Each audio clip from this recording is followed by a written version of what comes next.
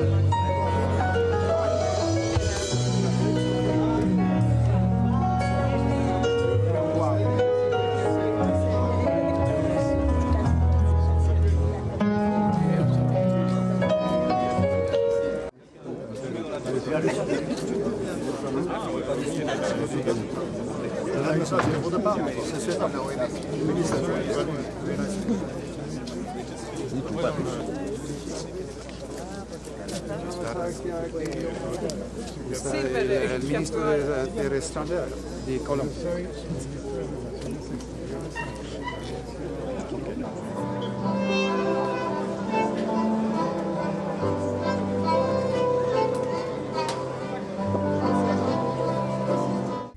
J'ai choisi de vous accueillir aujourd'hui, à quelques jours de la fin de l'année 2023, sur le site encore en chantier de la primature, pour signifier symboliquement à tous que l'année 2024 qui s'en vient devra être l'année de la reconstruction de nos institutions. Merci beaucoup à ceux qui ont travaillé jours et nuits pour permettre que nous puissions avoir cet événement. Ce beau bâtiment qui abritait le bureau du Premier ministre avant le séisme du 12 janvier 2010 accueillera de nouveau, dans le courant du mois de janvier, les différents services de cette institution. Ce premier pas sera suivi de beaucoup d'autres. Le monde connaît actuellement des bouleversements géopolitiques, des crises humanitaires et des enjeux environnementaux sans précédent. En tant que nation, nous ne pouvons rester indifférents à ces réalités qui touchent chaque être humain, chaque communauté, et qui ont bien sûr un impact sur notre vie quotidienne ici en Haïti. Les conflits armés, les crises migratoires, et les tensions politiques persistent dans différentes parties du globe. En ces temps difficiles, nous devons maintenir un engagement en faveur de la paix et du dialogue. Haïti continuera à plaider sur la scène internationale pour des solutions pacifiques aux conflits mondiaux et à soutenir les efforts visant à établir un ordre mondial plus stable et plus équitable. Mesdames, Messieurs, les représentants du corps diplomatique et des organisations internationales, au nom du gouvernement et du peuple haïtien, je tiens à adresser à vos pays et organisations respectives un chaleureux remerciement pour le soutien inestimable que nous avons reçu de la communauté internationale en ces temps difficiles. Je tiens à saluer votre engagement pour le renforcement de la coopération internationale. Vos efforts inlassables ont contribué à promouvoir la compréhension mutuelle, la coopération bilatérale et la solidarité internationale. Haïti traverse des épreuves difficiles. Nous sommes confrontés à des défis complexes, que ce soit sur le plan politique, économique, social, sécuritaire ou environnemental. Ces moments difficiles ont mis à rude épreuve notre résilience en tant que peuple. Nous savons que nous pouvons compter sur les pays amis de la communauté internationale qui continuent de nous apporter un soutien significatif de notre quête de stabilité et de bien-être pour nos concitoyens. Je vous demande de transmettre aux dirigeants de vos pays et de vos organisations nos remerciements pour avoir gardé ouverts vos ambassades, vos consulats et vos bureaux, malgré les défis posés par l'insécurité et les aléas du quotidien. Nous sommes convaincus que nous vaincrons bientôt le spectre de l'insécurité avec l'aide de la multinationale de soutien de la sécurité, dont notre pays frère, le Kenya, a accepté de prendre la direction. Nous renouvelons notre gratitude au président William Ruto et au peuple kényan. Nous remercions également les Nations Unies, en particulier le secrétaire général, l'honorable Antonio Gutiérrez, ainsi que le BINU, pour leur accompagnement sans faille. Nous saurions passer sous silence l'engagement continu de la CARICOM, qui est resté mobilisé à nos côtés dans la recherche d'une solution durable à la crise multiforme qui affecte notre pays. Je tiens à saluer particulièrement le groupe des éminentes personnalités qui n'ont pas ménagé leurs efforts en vue de parvenir à un accord politique. Depuis 6 mois, ils ont fait tout ce qui était possible, sans arriver pour le moment à convaincre toutes les parties prenantes de l'urgente nécessité pour les Haïtiens de s'entendre pour trouver un consensus suffisant en vue de conduire le pays vers un retour à un fonctionnement normal des institutions. Je leur ai renouvelé notre appréciation et je leur ai donné l'assurance au nom du gouvernement que nous allons continuer à parler aux uns et aux autres, même à celles et ceux qui semblent les plus irréductibles. Depuis la Jamaïque, j'ai pris des engagements pour associer le plus de secteurs possible dans la gestion de la période intérimaire. Je tiendrai cette promesse en associant les acteurs qui le souhaitent à tous les niveaux. Il est indispensable de rassembler le plus de compatriotes possible autour de l'idée qu'il est indispensable que dans les meilleurs délais, de remettre la direction des affaires du pays à des élus. nous avons mis 2 longues années à chercher à en convaincre l'ensemble des parties prenantes. Maintenant, il nous faut aller de l'avant et créer les conditions pour redonner la parole au souverain qui aura le dernier mot dans le choix de ses futurs dirigeants. Alors que nous tournons la page pour accueillir une nouvelle année, je tiens à affirmer au nom du gouvernement notre engagement envers la paix, la stabilité et le progrès. Nous sommes conscients que notre avenir dépend de notre capacité à travailler ensemble, nationalement et internationalement, pour relever les défis qui se présentent. Et nous comptons encore davantage sur votre support et votre accompagnement au cours de l'année 2024. Mesdames, Messieurs, les représentants du secteur privé des affaires, je reconnais que l'année qui touche à sa fin a été remplie d'obstacles et d'épreuves. Je sais que la plupart d'entre vous font face à des situations qui auraient pu ébranler votre capacité à résister aux aléas d'une conjoncture politique instable, alimentée par une insécurité galopante. Malgré ces difficultés, vous, entrepreneurs, chefs d'entreprise et acteurs du secteur privé, formel et informel, avez démontré une détermination à continuer à offrir des services à la population et à continuer à la croissance économique. Vous êtes la clé de cette croissance, les créateurs d'emplois et les partenaires clés dans la construction d'une économie forte.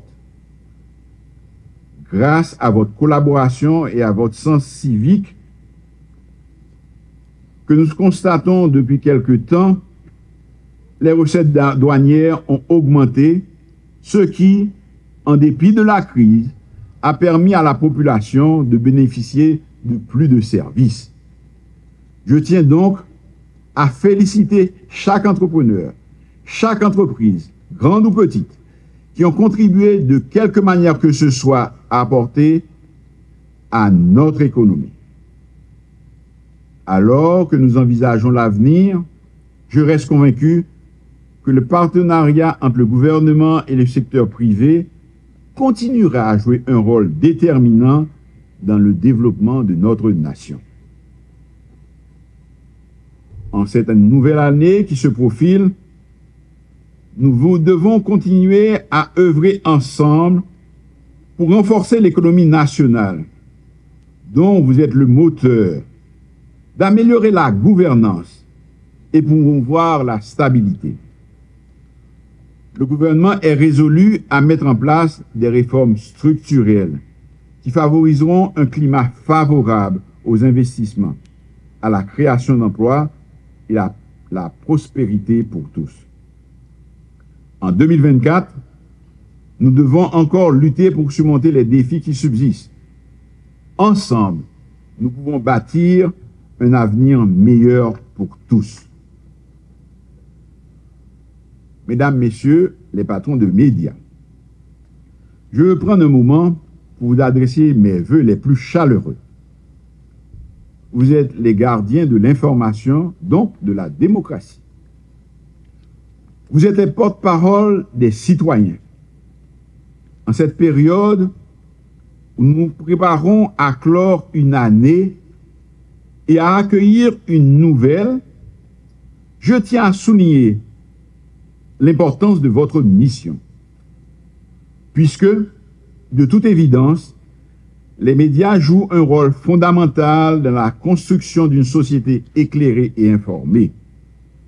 Et, en tant qu'éclaireurs de la société, les médias sont astreints à un devoir de transparence, de vérité et d'éthique.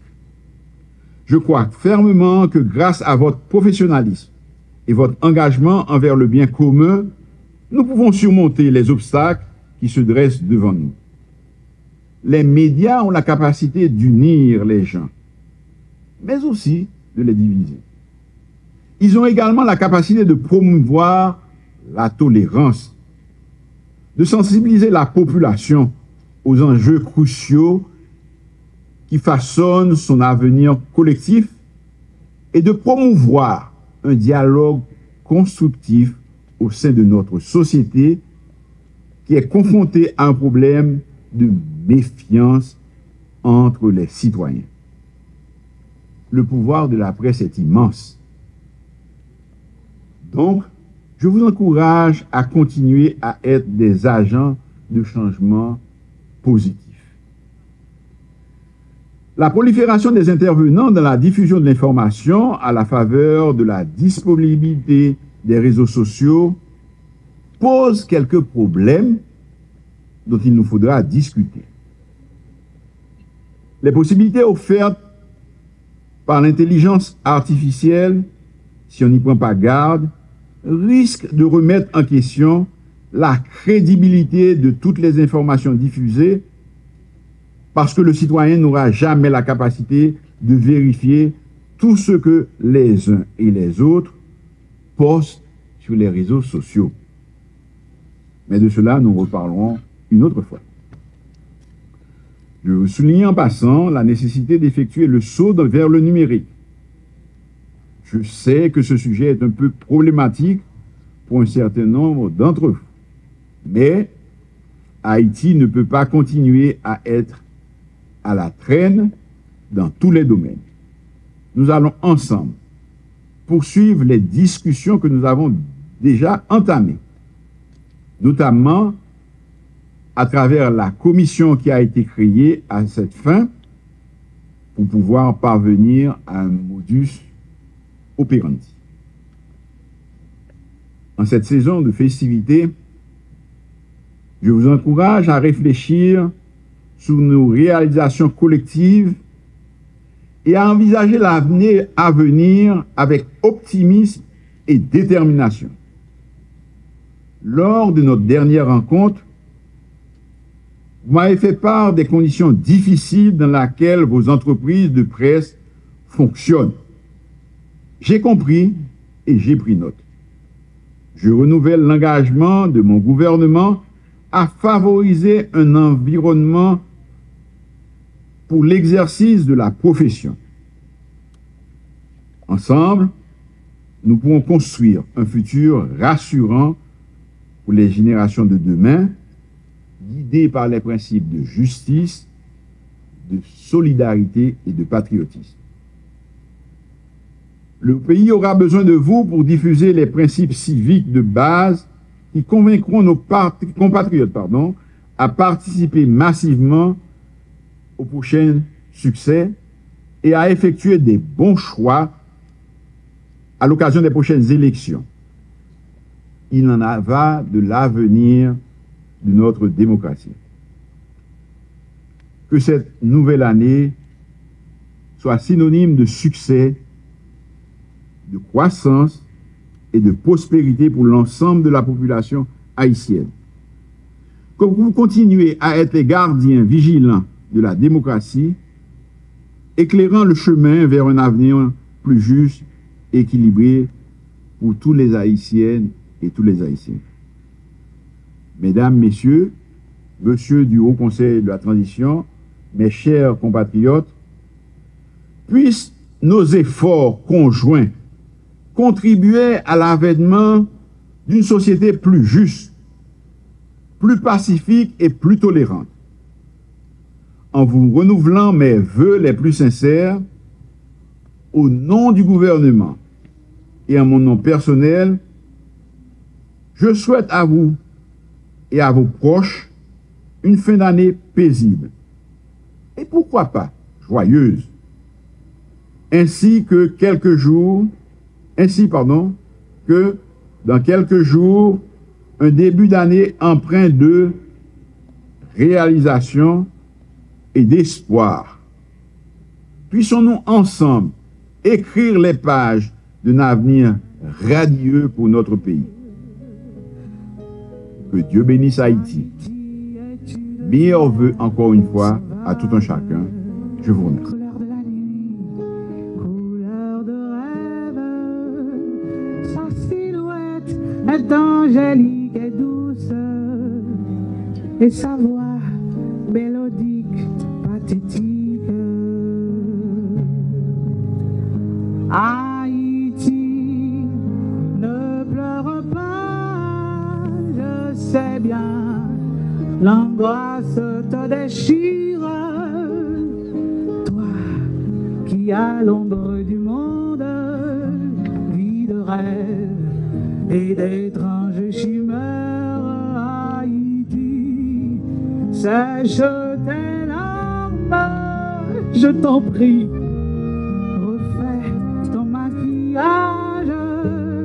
Pour toi, rien n'est jamais facile, mais un jour, tu seras la plus belle.